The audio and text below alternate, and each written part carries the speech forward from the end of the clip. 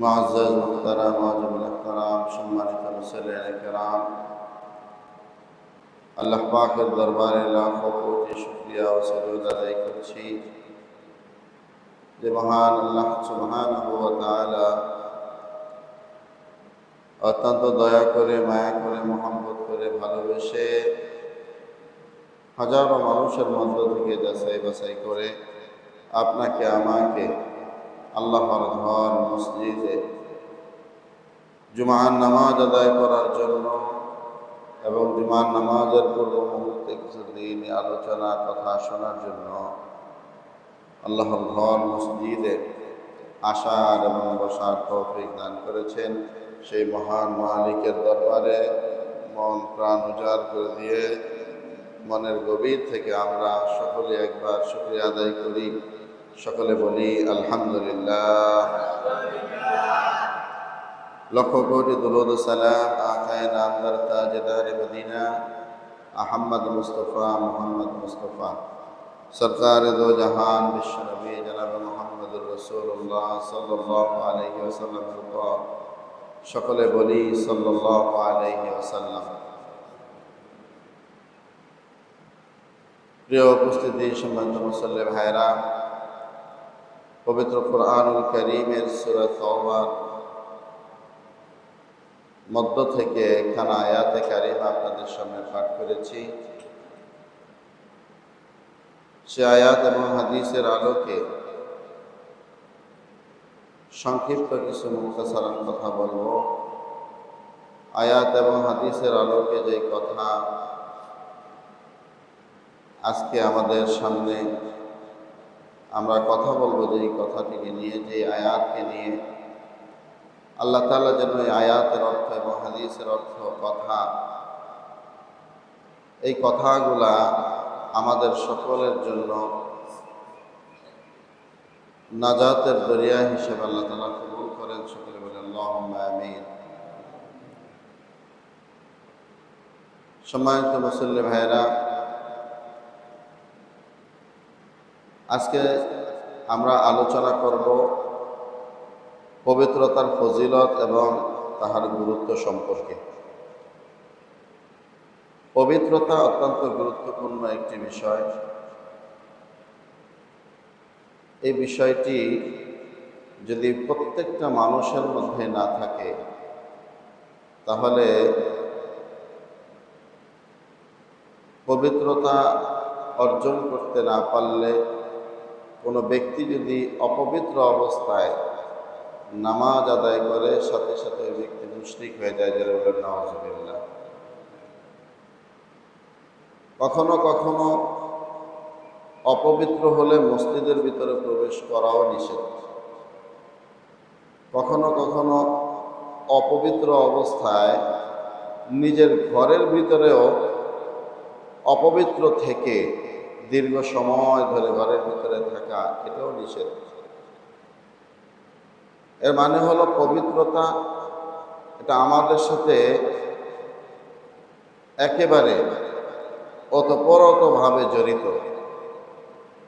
যদি আমরা পবিত্রতা অর্জন করতে না পারি, তাহলে অনেক আমলই আমাদের পক্ষে করা সম্ভব হয় না। বিশেষ করে কেউ অপবিত্র অবস্থায় আমরা কোরআন শরীফ স্পর্শ করতে পারি না। কি বলেন, পারবেন কোরআন শরীফ স্পর্শ করতে?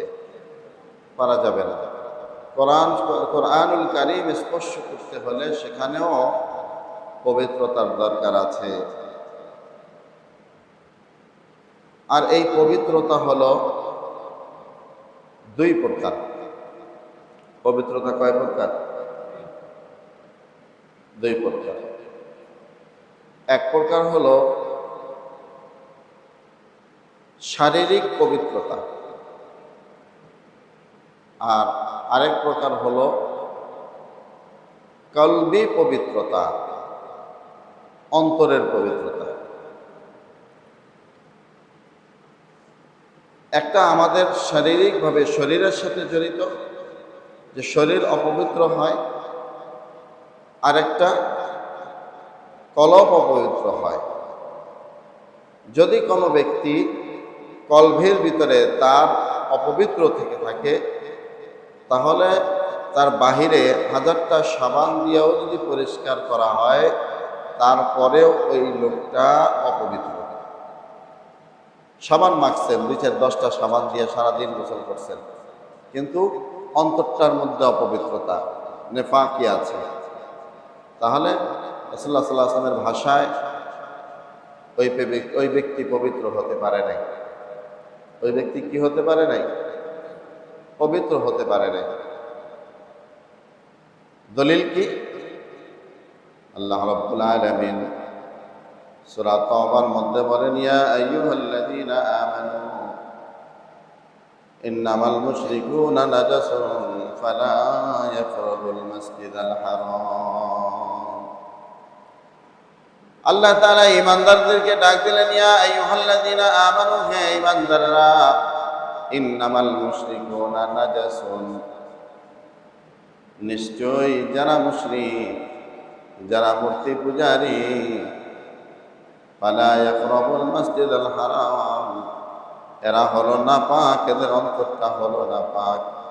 যদিও 1000টা সাবান দিয়ে গোসল করে, দৈনিক গোসল করে, দৈনিক যদি 1000 বারও গোসল করা হয়, এই যে অন্তরটা নাপাক, যার কারণে আল্লাহ তাআলা বলেন ফালা ইয়াকরাবুল মাসজিদাল হারাম, আমি এদের জন্য আমার ঘর মসজিদে প্রবেশ করা এদের জন্য হারাম করে দিয়েছি। জোরে বলুন নাউযুবিল্লাহ। এটা হলো দলিল। মুশরিকদের জন্য মসজিদ কি পবিত্র না অপবিত্র? অপবিত্র। এই জন্য আল্লাহ তাআলা এখানে পবিত্র এবং অপবিত্রতার বিষয়টা অত্যন্ত গুরুত্ব দিয়েছেন। এখন আমরা যে মানুষ, আমরা যারা মুসলমান হয়েছি, আল্লাহ তাআলা তো এখানে মুশরিকদের কথা বললেন, ইন্নামাল মুশরিকুনা নাজাসুন, সমস্ত মুশরিকরা তারা হলো নাপাক, এজন্য তাদেরকে মসজিদে প্রবেশ করতে নিষেধ করেছেন।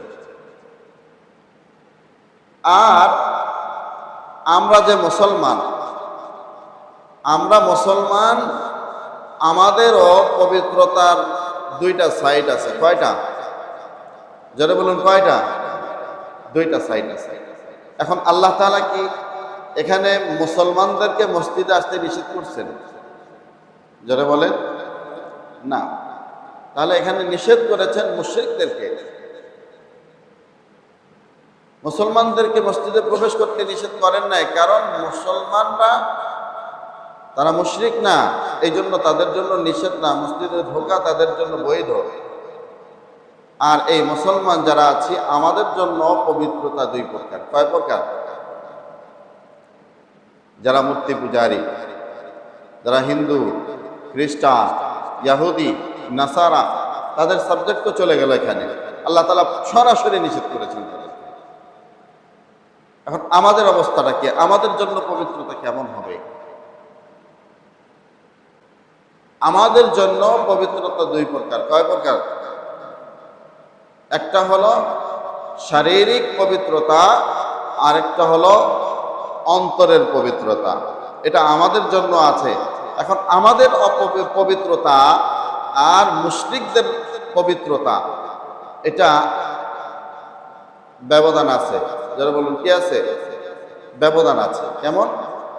তারা শিরিক করার কারণে, আল্লাহ তাআলার সাথে অন্য কাউকে শরীক করার কারণে তারা মুশরিক। আর এই মুশরিক হওয়ার কারণে এদেরকে আল্লাহ তাআলা সেল মেরে দিয়েছেন যে এরা নাপাক, এদের মসজিদে প্রবেশ করা নিষেধ। কিন্তু যদি এরা মূর্তি পূজা করার কারণে, আল্লাহ তাআলার সাথে শিরিক করার কারণে যদি এদের মসজিদে প্রবেশ করা নিষেধ হয়, যদি আমাদের মুসলমানদের মধ্যেও কেউ কেউ যদি এই যে ইহুদি খ্রিস্টানরা যেই কাজ করে এই সাদৃশ্য অনুযায়ী যদি কোনো মুসলমান কাজ করে, তাহলে ওই ব্যক্তিও তাদের অন্তর্ভুক্ত। জোরে বলুন নাউযুবিল্লাহ। আপনারা গত সপ্তাহে পূজার বিভিন্ন খবরগুলো আপনারা শুনেছেন। হিন্দুদের দুর্গা পূজা গিয়েছে, জানেন আপনারা? গত সপ্তাহে হিন্দুদের কি গেছে? দুর্গা পূজা গেল। এখন আমরা দেখেছি হিন্দুরা যেমনি ভাবে মূর্তির সামনে যায় হাত জোর করে এরকম সেবা দেয়, পূজা করে, আমাদের মুসলমানদের মধ্যেও কিছু নামদারি মুসলমানেরা তারা পূজা মণ্ডপে গিয়ে হিন্দুদের সাথে একত্রতা প্রকাশ করে তারাও পূজা মণ্ডপে গিয়ে পূজা দিয়েছে। জোরে বলুন নাউজুবিল্লাহ। এখন ওনার নামের পিছনে মুসলমান, ওনার বাবা তো মুসলমান, কিন্তু উনি নামে মুসলমান হতে পারে, ওনার বাবা মুসলমান হতে পারে, ওনার সন্তানাদি যারা আছে তারা মুসলমান হতে পারে, ওনার সমাজের মানুষ মুসলমান হতে পারে, কিন্তু সে কাজে কি হয়ে গেছে? মুশরিক হয়ে গেছে। যারা বলুন কি হয়ে গেছে? কাজে মুশরিক হয়ে গেছে। সামান্য ভোটের জন্য তাদেরকে বোঝানোর চেষ্টা করে, ভাই তোমরা হিন্দু, আমরা মুসলমান, আমাদের 5 টাকার একটা কয়েনের ওপাশে যেমন শাপলা আছে, এপাশে যেমন ব্রিজ আছে, কিন্তু দুই পাশে যদিও দুইটা মার্কা আছে, কিন্তু এটা 5 টাকার একটা কয়েন, এটা কোনো সন্দেহ নেই। কথা ঠিক কিনা? বলছে যে হিন্দু এবং মুসলমান একটা মুদ্রার এপিঠ এবং ওপিঠ। আসলেই কি তাই? দেখেন একটা মুদ্রার এপিঠ ওপিঠ হয় কি করে?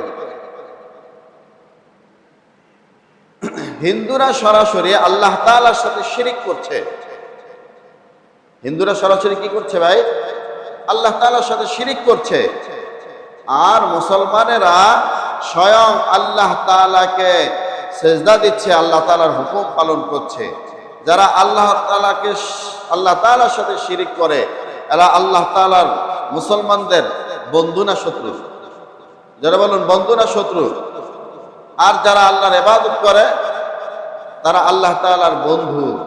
তারা আল্লাহ তাআলার কি বন্ধু, বান্দা, আব্দ, গোলাম। তাহলে একই মুদ্রার এপিঠ ওপিঠ হয় কি করে?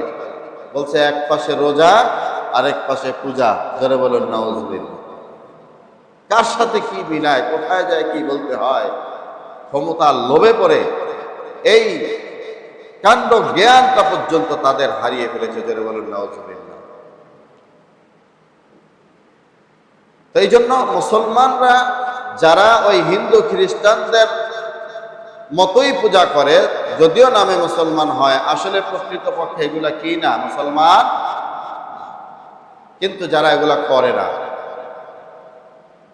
যারা এগুলা করে না একনিষ্ঠ মুসলমান, শিরিক করে না।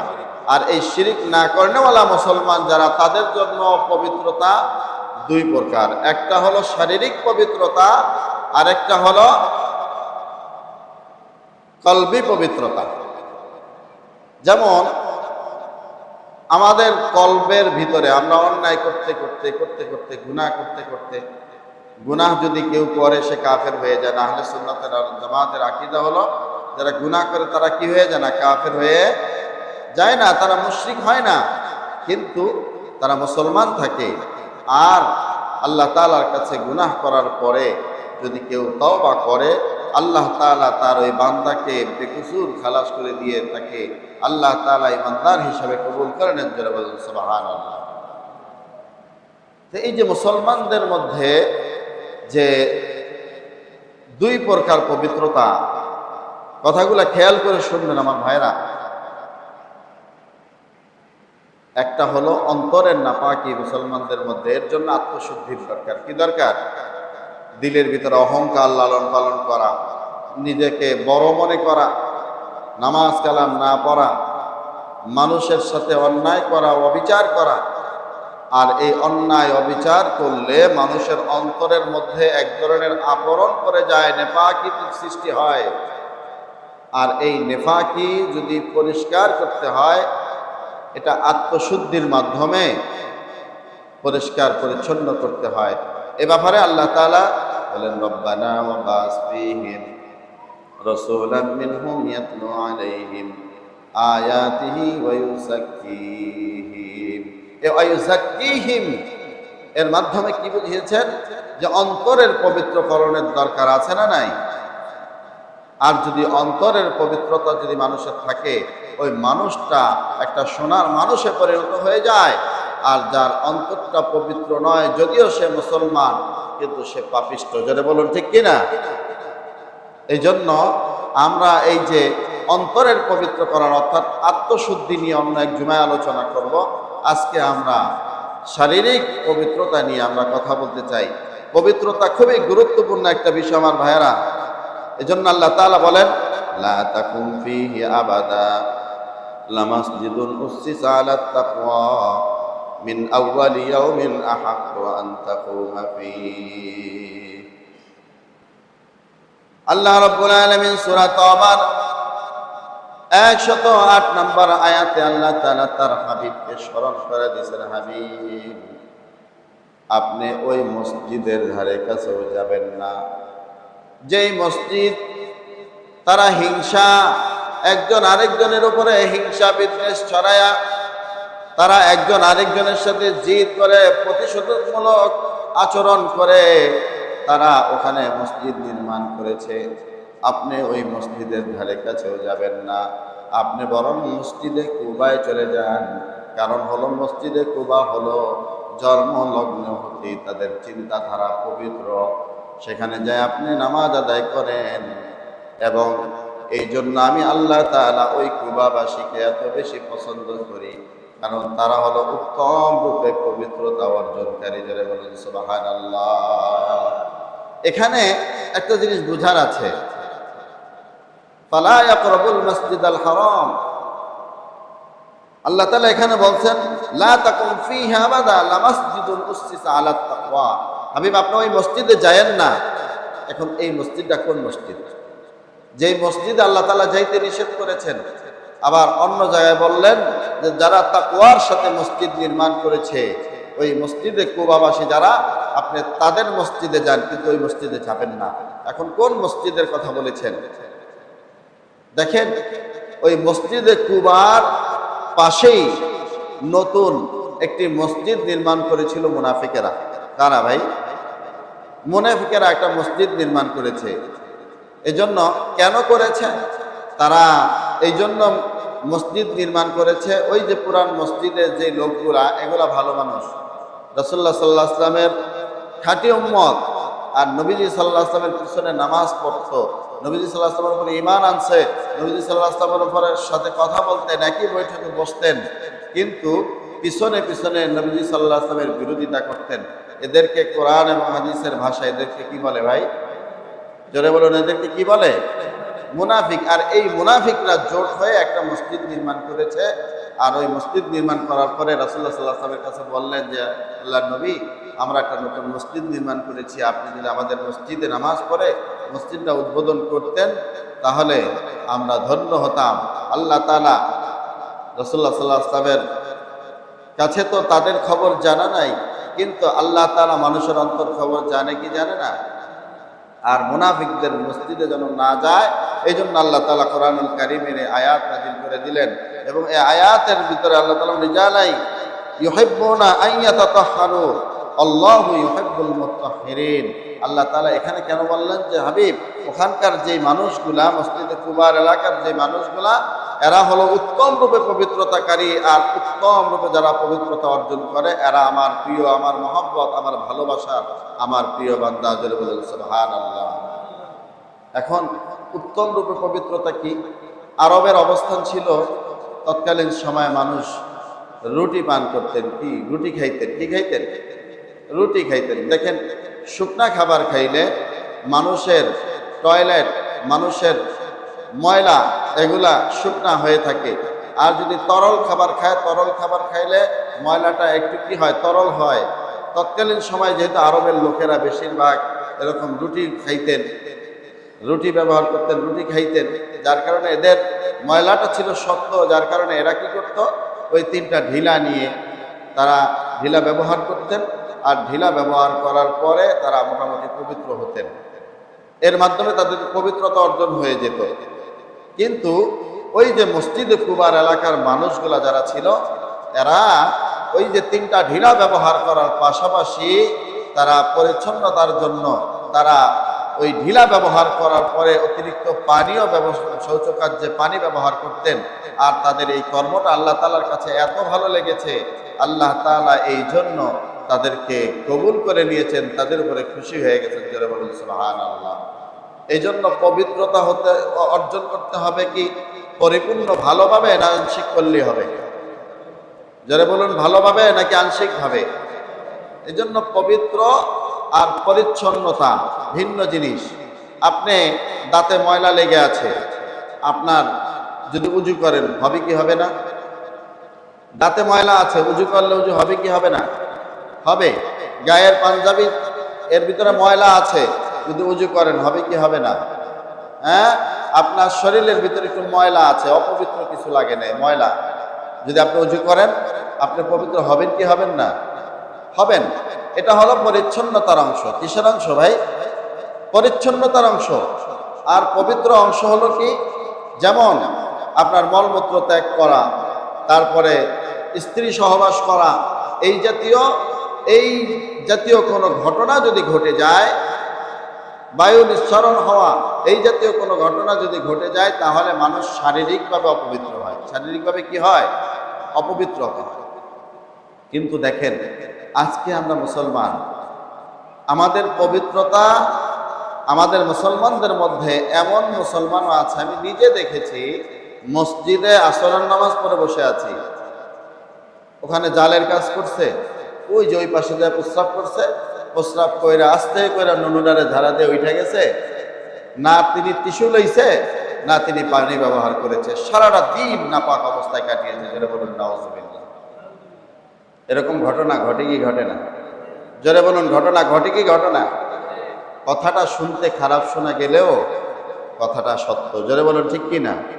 আজকে অভিযোগ পাওয়া যায়, আজকে আমাদের যে অবস্থা, আমাদের অধিকাংশ আমরা নদীতে গিয়া জাল ফালাই, আমরা রিজিকের অন্বেষণে নেমেছি, এখানে সর্ব অবস্থায় পবিত্র থেকে আল্লাহ তাআলার কাছে চাওয়ার দরকার ছিল, আয় আল্লাহ, আমি রিজিকের অন্বেষণে নেমেছি, আপনি আমাকে উত্তম রিজিকের ব্যবস্থা করে দিয়েন। আমাদের অবস্থাটা এরকম হওয়ার দরকার ছিল কি ছিল না? কিন্তু আমরা আমাদের কর্মের মধ্যে যায়া, আমাদের যে কর্মস্থল, ওই কর্মস্থলের ভিতরে আমরা সব সময় অপবিত্র অবস্থায় কাটিয়েছি। এরকম নজির আছে না নাই? জোরে বলুন আছে না নাই? আস্তে কন্তি মনে হয় আপনারা সবাই খুব পবিত্র থাকেন। আপনাদের অবস্থা শুনে কথার আওয়াজের ধরন বুঝে মনে হয় যে সবসময় পবিত্র থাকেন। কিন্তু আমি জানি আপনারা এই কর্মের সাথে যারা জড়িত, শতকরা 80% আমার যুবক ভাইয়েরা, মুরব্বীরা এবং তরুণ যারা আছে, এরা এই নাপাকির সাথে জড়িত। যারা বলুন ঠিক কিনা? এবং এইরকম খাটাসও পর্যন্ত আছে, স্ত্রী সহবাস করার পরে তিনি সময় মতো গোসল করেন না। তাকে ফরজ গোসল করা, স্ত্রী সহবাস করা শেষ হওয়ার সাথে সাথে তার সহবাসের পরপরই তাকে গোসল করে নেওয়া উচিত ছিল। কিন্তু এই ভদ্রলোক, তিনি উজু করেন না, গোসল করেন না। তিনি ওই যে প্রতিদিন যেই টাইমে নিয়মিত গোসল করেন, উনি স্ত্রী সহবাস করার পরেও ওই স্বাভাবিক অবস্থায় থেকে তিনি ওই যে গোসলের টাইমে তিনি গোসল করে থাকেন। জোরে বলুন নাউজুবিল্লাহ। এটা কি ভালো কাজ না খারাপ কাজ ভাই? জোরে বলুন, ভালো কাজ না খারাপ কাজ? খারাপ কাজ। অথচ আমরা বলি, এবার ধরা খেয়ে গেছি, মাছ পাই নাই, এটা হয়েছে সেটা হয়েছে, এবার ব্যবসা ভালো হয় নাই। কেমনে ভালো হইব বলেন? নিজের যে কর্মস্থলের জায়গাটা, ওই জায়গাটাকেই তো পবিত্র রাখতে পারেন নাই, একেবারে গোটা একটা অপবিত্র শরীর নিয়ে সেখানে বসেছিল। আল্লাহ তাআলা পবিত্র না অপবিত্র? জোরে বলেন, পবিত্র না অপবিত্র? তাহলে আল্লাহ তাআলা পবিত্র, তিনি অপবিত্র কোনো কিছু গ্রহণ করবেন? হ্যাঁ? আপনি অপবিত্র অবস্থায়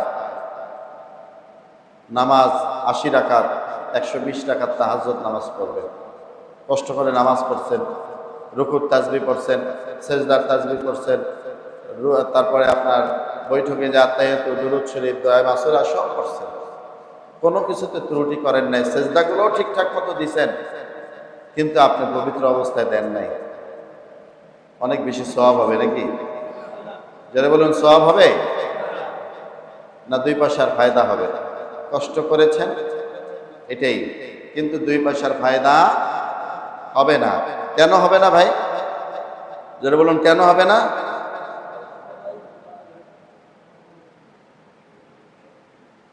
সবাই বলে না, সবাই বলেন কেন হবে না? অপবিত্র থাকার কারণে। নবীজি সাল্লাল্লাহু আলাইহি ওয়াসাল্লাম বলেন, কোন ব্যক্তি নাজাসুন অর্থাৎ অপবিত্র থাকলো, স্ত্রী সহবাসের পরে গোসল করলো না, স্ত্রী সহবাসের পরে গোসল না করে অপবিত্র অবস্থায় যতক্ষণ পর্যন্ত ওই ব্যক্তি তিনি এই যে পবিত্রতার প্রতি গুরুত্ব না দিয়া গোসল না করবেন, নবীজি সাল্লাল্লাহু আলাইহি ওয়াসাল্লাম বলেন ওই ব্যক্তির উপরে তার শরীরের প্রত্যেকটা পশম পর্যন্ত বদদোয়া লানত দিতে থাকে। জোরে বলুন নাউজুবিল্লাহ। নবীজি সাল্লাল্লাহু আলাইহি ওয়াসাল্লাম বলেন এই রকম নাজাসুন নাপাক অবস্থায় যদি কোনো মানুষ তিনি কাল বিলম্ব করে, তাহলে স্বয়ং আসমানের ফেরেশতারা পর্যন্ত, গোটা পৃথিবীর মাখলুকগুলা পর্যন্ত যেই মাটিতে পাড়া দেয় ওই মাটিটা পর্যন্ত ওই ব্যক্তির জন্য লানত দিতে থাকে। যারা বলুন নাউজুবিল্লাহ। কত বড় নিকৃষ্ট কাজ, কত বড় নিকৃষ্ট কাজ হলে পরে এটা হতে পারে। এই জন্য পবিত্র হওয়ার দরকার আছে না নাই? আমার ভাইয়েরা, নবীজি সাল্লাল্লাহু আলাইহি ওয়াসাল্লাম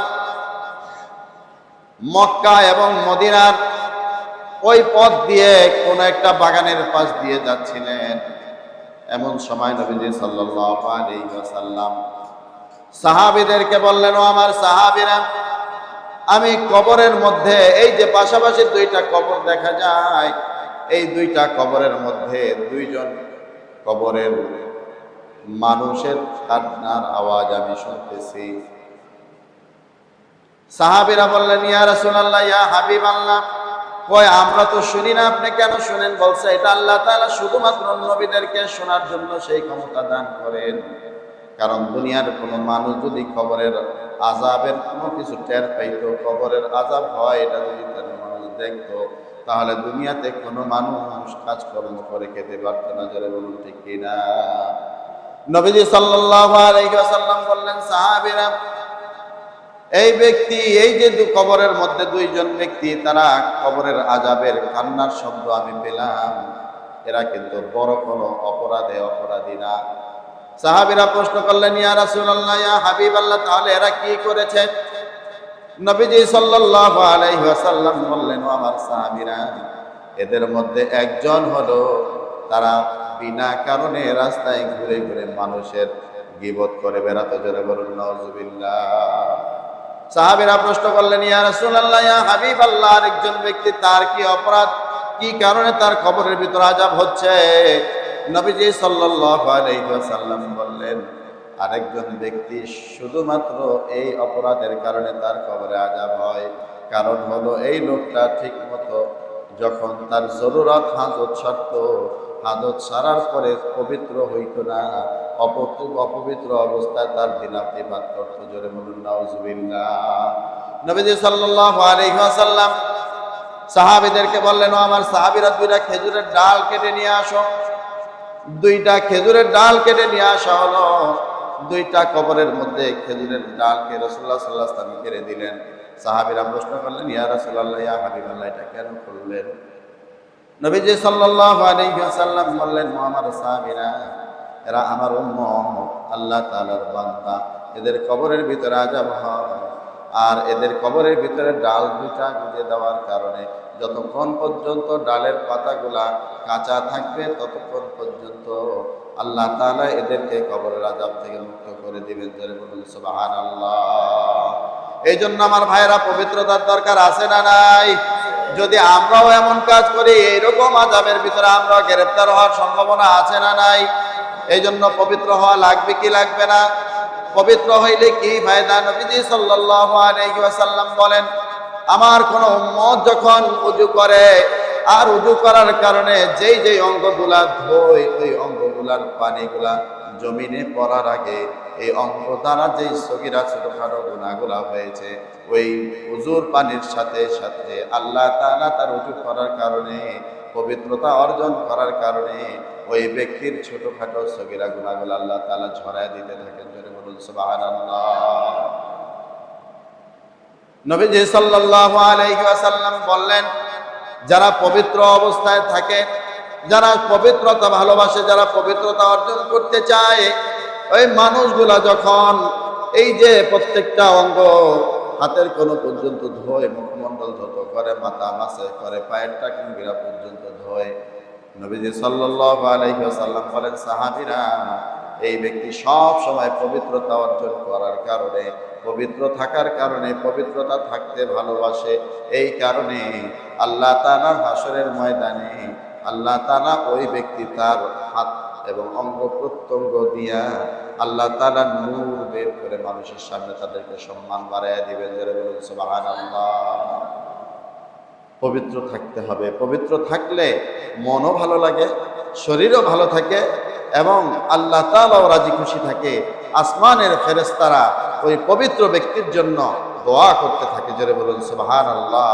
নবীজি সাল্লাল্লাহু আলাইহি ওয়াসাল্লাম বলেন, কোনো ব্যক্তি যদি দৈনিক রাত্রে ঘুমাবার আগে যদি উযু করে উত্তম রূপে, তারপরে উযু গোসল কমপ্লিট করে পবিত্র হয়ে ঘুমায়, বলেছেন ওই দিন রাত্রে যদি ওই ব্যক্তি মারা যায়, আল্লাহ তাআলা তাকে শহীদি মর্যাদা দান করেন। জোরে বলুন সুবহানাল্লাহ।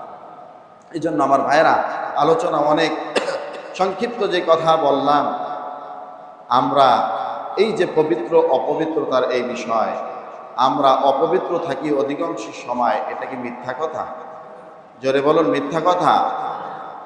আমাদের ঘরের ভিতরে টিস্যু নাই, ঠিকমতো পানি ব্যবহার করে কিভাবে সেটাও আমরা জানি না, পবিত্রতা অর্জন করতে পারি না।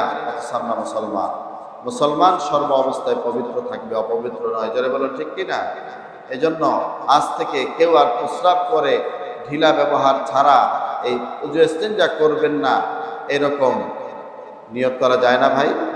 যারা বলুন নিয়ত করা যায়নি। আর যেই কথাগুলো বললাম, যে ফরজ গোসল হয়েছে সাথে সাথে আপনি ফরজ গোসল করে ফেলবেন, বলা হয়েছে যদি সেটাও যদি আপনার কোনো বিশেষ জরুরত থাকে, তাহলে আপনাকে সাথে সাথে উত্তম রূপে উজু করে নিতে হবে। যদি উজু করতে পারেন, ওই যে পশমের গোড়ায় গোড়ায় তারা যেই পশমগুলা পর্যন্ত বদদোয়া দিতে থাকে, লানত দিতে থাকে, অন্তত পক্ষে এটা থেকে বেঁচে যাবেন। যদি অন্তত পক্ষে জরুরত, এটা জরুরতের খাতিরে, কিসের খাতিরে ভাই? জরুরতের খাতিরে ফরজ গোসল করতে পারেন নাই, ওই ক্ষেত্রে উজু করে নেবেন। রাজি আছি তো ইনশাআল্লাহ? যারা বলুন রাজি আছি তো ইনশাআল্লাহ? এই কাজটা করবেন। তারপরে সময় হলে মোটামুটি উজু গোসল করে নেবেন। যদি এটা করতে পারি তাহলে আমরা পবিত্র থাকতে পারবো এবং আমরা সাথে সাথে আমাদের উজু ইস্তেঞ্জা শেষ আমরা উজু করে নিব। কারণ আজরাইল কখন এসে হাজির হয়ে যায় এইরকম কোনো গ্যারান্টি আমরা কেউই দিতে পারি না। যারা বলেন পারি নাকি? তাহলে যদি পবিত্র অবস্থায় মারা যায়, যদি আল্লাহ তাআলা এই পবিত্রতাকে ভালোবাসার কারণে আল্লাহ তাআলা যদি রাজি খুশি হয়ে যায়, হতে পারে আমার নাজাতের জন্য এটাই যথেষ্ট হয়ে যেতে পারে। যারা বলুন ঠিক কিনা? এই জন্য যে কথাগুলো বললাম, আল্লাহ তাআলা যেন আমাদেরকে আমল করার তৌফিক দান করেন। আমরা যেন ঢিলাকুলুক ব্যবহার করে একজন মুসলমান হিসেবে উত্তম রূপে উজু গোসল করে আমরা যেন পাক পবিত্র অবস্থায় থাকতে পারি। আল্লাহ তাআলা আমাদেরকে সেই তৌফিক, সেই মানসিকতা দান করেন। সকলে বলে আমিন। ওয়া আখির দাওয়ানা আলহামদুলিল্লাহি রাব্বিল আলামিন।